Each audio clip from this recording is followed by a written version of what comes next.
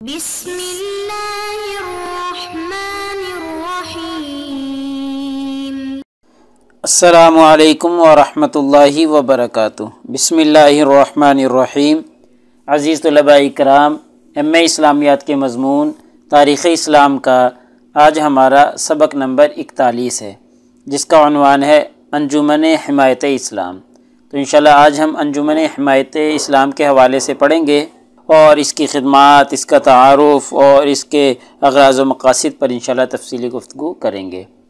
تو نئے سبق شروع کرنے سے پہلے ہم گزشتہ سبق کا خلاصہ دیکھتے ہیں۔ گزشتہ سبق میں ہم نے ندوۃ العلماء لکھنؤ کے حوالے سے گفتگو کی تھی۔ تو ندوۃ العلماء لکھنؤ کا سب سے پہلے ہم نے تعارف پڑھا تھا، اور پھر ہم نے اس کے اغراض و مقاصد کے حوالے سے گفتگو کی تھی، اور پھر ہم نے شبلی کا دور دیکھا تھا کہ ندوۃ العلماء لکھنؤ میں جب شبلی کا دور آیا اور شبلی اس کے کرتے دھرتوں میں شامل ہوا، تو مولانا شبلی نعمانی کی وجہ سے ندوۃ العلماء لکھنؤ کو بہت ترقی ملی۔ ایسے ہی خدمات پھر ہم نے اس کی دیکھی ہیں کہ ندوۃ العلماء کی کیا کیا خدمات ہیں، انہوں نے کون کون سی خدمات سر انجام دی ہیں قوم اور ملک کے لیے، تو تفصیلات ہم دیکھ چکے ہیں۔ تو آج کے اس سبق میں انشاءاللہ ہم انجمن حمایت اسلام کے حوالے سے گفتگو کریں گے۔ تو سب سے پہلے ہم انجمن کا تعارف دیکھیں گے، اور پھر ہم اس کی قیام کی جو وجوہات ہیں کہ کس وجہ سے، کن وجوہات کی بنا پر انجمن حمایت اسلام کو قائم کیا گیا تھا۔ ایسے ہی ہم اس کے اغراض و مقاصد کے حوالے سے گفتگو کریں گے، اور پھر ہم اس کی سیاسی خدمات دیکھیں گے، اور آخر میں ہم پھر اس کی تعلیمی خدمات پر گفتگو کریں گے کہ اس نے کون کون سی سیاسی اور تعلیمی خدمات سر انجام دی ہیں۔ تو انشاءاللہ ہم تفصیلات دیکھتے ہیں۔ تو سب سے پہلے ہم اس کا تعارف دیکھتے ہیں۔ تو یہ ادارہ انجمن حمایت اسلام کے نام سے بر صغیر کا ایک قدیم رفاعی اور تعلیمی ادارہ ہے۔ یہ ہندوستان کے اس دور میں قائم کیا گیا تھا جب 1857 کی جنگ آزادی ہو چکی تھی، اور اس کے بعد مسلمان بر صغیر کے رہنے والے لوگ ہندوستانی ہر لحاظ سے برے حالات کا شکار تھے۔ سماجی لحاظ ہو، معاشی لحاظ ہو، معاشرتی ہو، ہر لحاظ سے ان کی حالت نہایت دگرگوں تھی۔ تعلیمی لحاظ سے بالکل کمزور ہو چکے تھے۔ تو ایسے حالات میں انجمن حمایت اسلام ادارہ قائم کیا گیا، اور پھر یہ ادارہ مسلمانوں کے لیے بالخصوص ایک مضبوط سہارا بھی ثابت ہوا۔ اس ادارے کے بانی جو ہیں وہ قاضی خلیفہ حمید الدین تھے، اور پہلے صدر بھی یہی مقرر ہوئے تھے۔ لاہور جیسے بڑے شہر میں یہ قائم کیا گیا۔ 1884 کی بات ہے کہ لاہور میں ایک دروازہ ہے موچی دروازے کے نام سے۔ موچی دروازے کے پاس مسجد بکن خان ہے۔ تو اس مسجد بکن خان میں عصر کی نماز کے بعد ایک مختصر سا اجتماع ہوا، اور اس مختصر سے اجتماع میں اس ادارے کا قیام عمل میں لایا گیا۔ تو بس یہ بات یاد رہے کہ یہ 1884 کی بات ہے، جنگ آزادی کے بعد کی، جب مسلمانوں کی حالت بہت ہی نازک ہو چکی تھی۔ اس انجمن کے جو کارکن تھے وہ زیادہ تر متوسط طبقے سے تعلق رکھتے تھے، کیونکہ متوسط طبقہ جو ہے وہ محنت اور دیانت سے کام کرتا ہے۔ تو اس کے کارکن بھی بڑی محنت اور بڑی لگن کے ساتھ اور انجمن کے کام کو اپنا مذہبی فریضہ سمجھ کر کام کیا کرتے تھے، اور ان کی جد و جہد اور ان کی محنت کا اندازہ آپ اس بات سے بھی لگا سکتے ہیں کہ انجمن کے جو ابتدائی اخراجات تھے ان کو پورا کرنے کے لیے انجمن کے کارکن ہر مسلمان کے گھر میں جایا کرتے تھے، اور ہر مسلمان کے گھر سے مٹھی بھر آٹا جمع کرتے تھے۔ تو پھر جو بھی آٹا جمع ہوتا تھا اسے فروخت کر کے جو حاصل ہوتی تھی رقم، اس سے انجمن کے امور سر انجام دیے جاتے تھے۔ تو دیکھیں کتنی محنت سے کام کرتے ہوں گے کہ مٹھی بھر آٹا جمع کرتے تھے اور پھر اس کو فروخت کر کے انجمن کے امور کو چلایا کرتے تھے۔ تو چلیے اب ہم اس کے قیام کی وجوہات دیکھتے ہیں کہ کن وجوہات کی بنا پر یہ ادارہ قائم کیا گیا تھا۔ تو ہم پیچھے سے پڑھتے آ رہے ہیں کہ جب 1857 کی جنگ آزادی کے بعد انگریز دور شروع ہوا، تو انگریز حکومت نے اپنے مذہب کے پرچار کے لیے بڑے بڑے تعلیمی ادارے قائم کیے، اور جہاں پر مسلمانوں کو ذہنی طور پر تباہ کیا جاتا تھا، مسلمانوں کو اپنے مذہب سے بیزار کیا جاتا تھا، تو مختلف طریقے سے مسلمانوں کو تباہ کرنے کی کوشش کی جاتی تھی۔ دوسری جانب اگر ہم دیکھیں ہندوؤں کا رویہ، تو ہندوؤں کا رویہ بھی مسلمانوں کے ساتھ کوئی اچھا نہیں تھا۔ وہ کوئی بھی موقع ہاتھ سے نہیں جانے دیتے تھے جہاں مسلمانوں کو رسوا نہ کیا جا سکتا ہو، یعنی ہر وقت مسلمانوں کے خلاف وہ بھی زہر اگلتے رہتے تھے، وہ بھی مسلمانوں کے خلاف زہر اگل رہے تھے اور ہر موقع پر مسلمانوں کو تباہ کرنے کی کوشش کرتے تھے۔ تو ایسے ماحول میں مسلمانوں نے ہمت سے کام لیا، پیچھے نہیں ہٹے اور مردانہ وار ان لوگوں کا مقابلہ کیا۔ بالخصوص یہ دو قومیں انگریز اور ہندو، ان دونوں کے مقابلے میں مسلمان کھڑے ہو گئے۔ تو جیسے انگریزوں نے اور ہندوؤں نے ادارے قائم کیے تھے، تو مسلمانوں نے بھی اپنے وجود کو برقرار رکھنے کے لیے، اپنے نظریے کو برقرار رکھنے کے لیے تعلیمی طرز کے ادارے قائم کرنا شروع کر دیے، اور اسی کو سامنے رکھتے ہوئے انجمن حمایت اسلام جو ہے لاہور میں اس کی بنیاد 1884 میں رکھی گئی۔ تو یہ اس کے قیام کی وجہ بنی اور اس وجہ سے مسلمانوں نے حمایت اسلام کو قائم کیا۔ تو چلیے اب ہم انجمن کے اغراض و مقاصد کے حوالے سے گفتگو کرتے ہیں۔ تو انجمن حمایت اسلام کے یہ 4 مقاصد ہیں۔ پہلا مقصد اس ادارے کا یہ تھا کہ اسلامی اقدار کا تحفظ کیا جائے، جتنے بھی اسلامی اقدار ہیں، اسلامی تہذیب ہے، اس کا تحفظ کیا جائے، ہندوؤں کے ساتھ اور انگریزوں کے ساتھ اس کو ملنے نہ دیا جائے۔ ایسے ہی دوسرا مقصد اس ادارے کا مسلمانوں کی ثقافتی اور سماجی ترقی میں مدد دینا۔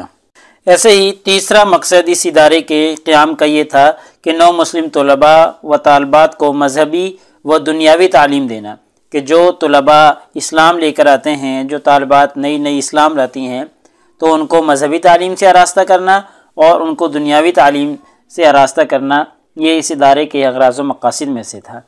اور ایسے ہی ایک اور مقصد اس ادارے کا یہ تھا کہ عیسائی آریہ سماج مشنریوں کی طرف سے اسلام کے خلاف جو پروپیگنڈا کیا جا رہا تھا، اس پروپیگنڈے کا تحریری و تقریری جواب دینا۔ تو اس ادارے نے یہ اپنے اغراض و مقاصد جو ہیں بہت جلد پورے بھی کیے اور ان کے اوپر کام بھی کیا تھا۔ چونکہ عیسائی جو ہے وہ مسلسل اسلام کے خلاف پروپیگنڈا کر رہے تھے، اور ان کے ساتھ پھر آریہ سماج ہندوؤں کی تحریک جو تھی وہ بھی اسلام کے خلاف جو ہے زہر اگل رہی تھی۔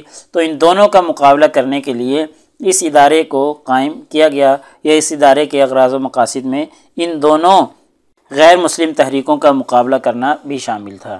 تو اس ادارے نے تحریک علی گڑھ کی طرز پر کام کیا تھا، یعنی جیسے تحریک علی گڑھ میں انہوں نے تعلیمی ادارے قائم کیے تھے، تو ایسے ہی انجمن حمایت اسلام نے بھی بہت سے تعلیمی ادارے قائم کیے جہاں مسلمان طلباء کو تعلیم دی جاتی تھی۔ تو انشاءاللہ بھی تفصیل آگے ہم اس کی تفصیلات دیکھیں گے۔ تو چلیے اب ہم ادارے کی خدمات کے حوالے سے گفتگو کرتے ہیں۔ تو اس ادارے کی جو سیاسی خدمات ہیں، ان سیاسی خدمات میں سے سب سے بڑی خدمت ہندوستان کے مسلمانوں میں اس ادارے نے سیاسی شعور پیدا کیا تھا۔ مسلمانوں میں اس ادارے نے تنظیم اور لگن سے کام کرنے کا جذبہ پیدا کیا تھا۔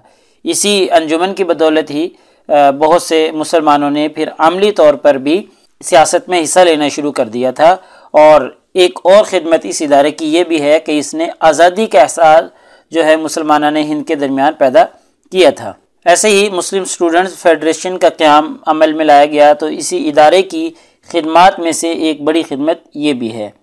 یہی مسلم اسٹوڈنٹ فیڈریشن کا جو قیام ہے، بعد میں یہی تحریک آگے چل کر تحریک پاکستان کا باعث بنی، اور تحریک پاکستان میں مسلم اسٹوڈنٹ فیڈریشن نے ایک اہم کردار ادا کیا تھا۔ اس کے جو نوجوان تھے، جو کارکن تھے مسلم اسٹوڈنٹ فیڈریشن کے، ان کے اندر آزادی کی روح پھونکی ہوئی تھی، اور اسی طریقے سے اس ادارے کی خدمات میں سے ایک خدمت دو قومی نظریے کو فروغ دینا بھی تھا۔ واضح الفاظ میں اس ادارے نے بتلا دیا تھا کہ مسلمان اور ہندو دو الگ الگ قومیں ہیں، یہ دونوں قومیں کبھی بھی اکٹھا نہیں رہ سکتی۔ تو اس طریقے سے سیاسی خدمات جو ہیں، دو قومی نظریہ پیش کرنا، یہ اس ادارے کی اہم خدمت ہے، اور اس طریقے سے اس انجمن نے نظریہ پاکستان کو پروان چڑھانے میں بھی کافی اہم کردار ادا کیا تھا۔ ایسے ہی اس کی تعلیمی خدمات بھی بہت زیادہ ہیں، تعلیمی ادارے اس نے بہت زیادہ قائم کیے۔ انجمن اب بھی اپنے تعلیمی اداروں پر فوکس کیے ہوئے ہے۔ ابتدا میں انجمن نے تعلیمی ادارے قائم کیے، تو شروع میں 2 پرائمری سکول جو ہے وہ تعمیر کیے تھے، اور وہاں سے تعلیمی خدمات کا انجمن نے آغاز کیا تھا، اور آج انجمن جو ہے وہ 2 مردانہ کالج ایک زنانہ کالج، ایک لا کالج، ایک طبیہ کالج، اسی طریقے سے طلباء اور طالبات کے لیے ہائی اسکول بھی چلا رہی ہے۔ ان تمام اداروں میں مسلمانوں کو مذہبی تعلیم کے ساتھ ساتھ جدید تعلیم سے بھی آراستہ کیا جاتا ہے۔ تو جو طلباء ان اداروں سے پڑھتے تھے ان طلباء کے اندر ایک ولولہ، ایک شوق اور ایک عزم نظر آتا تھا، اور یہی طلباء انہی اداروں کے پڑھے ہوئے، انجمن کے ماتحت جو ادارے کام کر رہے تھے، ان سے پڑھے ہوئے طلباء ہی پھر آگے جا کر مسلمانوں کی تقدیر بدلنے کا باعث بھی بنے تھے، اور پھر انہی اداروں کے پڑھے ہوئے طلباء آگے چل کر انگریزوں اور ہندوؤں کے ساتھ مقابلہ کرنے کے لیے میدان میں بھی اتر آئے۔ ایسے ہی ادارے کی طرف سے قائم کردہ اسلامیہ کالج جو لاہور میں ریلوے روڈ پر قائم ہے، اس نے تحریک پاکستان کے دوران جو خدمات سر انجام دی تھیں وہ کسی سے ڈھکی چھپی نہیں ہے، ان کو بھلایا بھی نہیں جا سکتا۔ اس کالج کے طلباء نے مسلمانوں کے لیے ایک آزاد اور ایک خود مختار ملک حاصل کرنے کے لیے بہت سی قربانیاں دی تھیں، اور ان قربانیوں کو قوم سلام پیش کرتی ہے۔ اور اس کالج کے جو طلباء تھے ان طلباء نے ایک مرتبہ قائد اعظم محمد علی جناح کو اپنی حفاظت میں ایک جلوس کی شکل میں اقبال پارک تک پہنچایا تھا۔ ایسے ہی اسلامیہ کالج کی خدمات میں اور بڑی خدمات یہ ہیں کہ اسلامیہ کالج کے گراؤنڈ میں قائد اعظم محمد علی جناح نے خود اپنے ہاتھ سے پرچم لہرایا تھا۔ اسی اسلامیہ کالج نے ہی بہت سی نامور شخصیات پیدا کی ہیں، بہت سے سیاستدان پیدا کیے ہیں، بہت سے ماہرین تعلیم، قانون دان اور بہت سے نامور کھلاڑی بھی اس ادارے نے پیدا کیے ہیں۔ لفظ پاکستان کے جو خالق ہیں چودھری رحمت علی، وہ اسلامیہ کالج سے ہی تعلق رکھتے تھے، اور بالخصوص پنجاب میں اس ادارے کی جو سیاسی، سماجی اور تعلیمی خدمات ہیں ان کو کبھی بھی فراموش نہیں کیا جا سکتا۔ تو یہ چیدہ اس کی خدمات پر ہم نے گفتگو کی ہے۔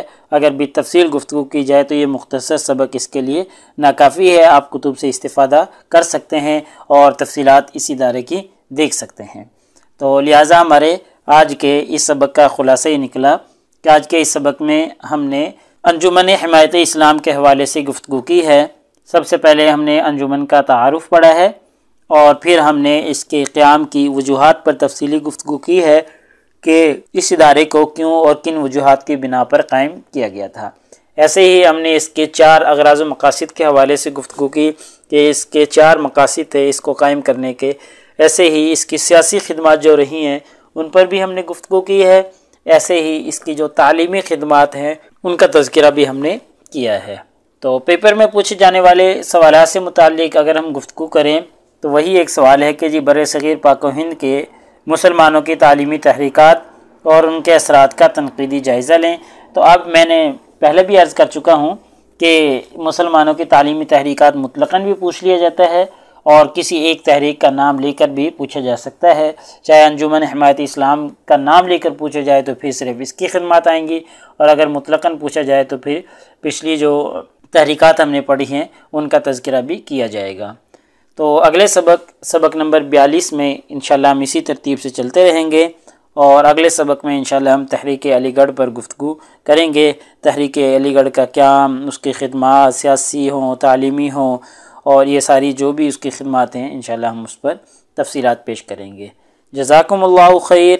السلام علیکم ورحمۃ اللہ وبرکاتہ۔ اللہ پاک آپ سب لوگوں کا حامی و ناصر ہو۔